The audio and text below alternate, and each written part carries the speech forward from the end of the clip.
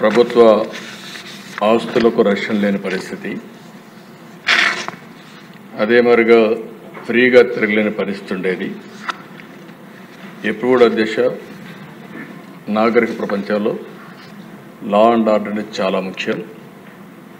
అభివృద్ధి జరగాలన్నా ప్రజలు హ్యాపీగా ఉంటే తప్ప ఆ గవర్నమెంట్ కూడా మీనింగ్లెస్గా ఉంటుంది.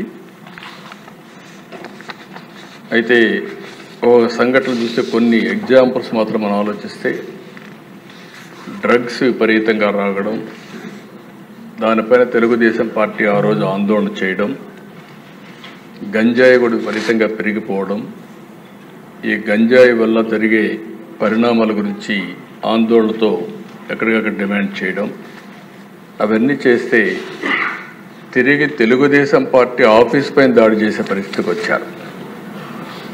నా చరిత్రలో ఎప్పుడు నేను చూడలేదు.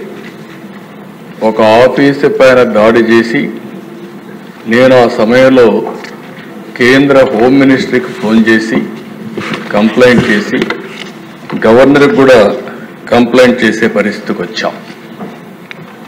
అక్కడి నుంచి నేను ఆఫీస్కి వెళ్ళాను. ఇంత దుర్మార్గంగా నా జీవితంలో ఊహించలేదు.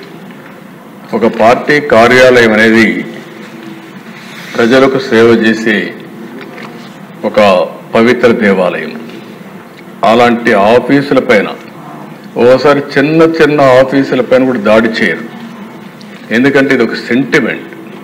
ప్రజాస్వామ్యంలో పార్టీ ఆఫీసులన్నిటిపైన ఎప్పుడూ దాడి జరగలేదు, అలాంటి జరిగే పరిస్థితి వచ్చింది.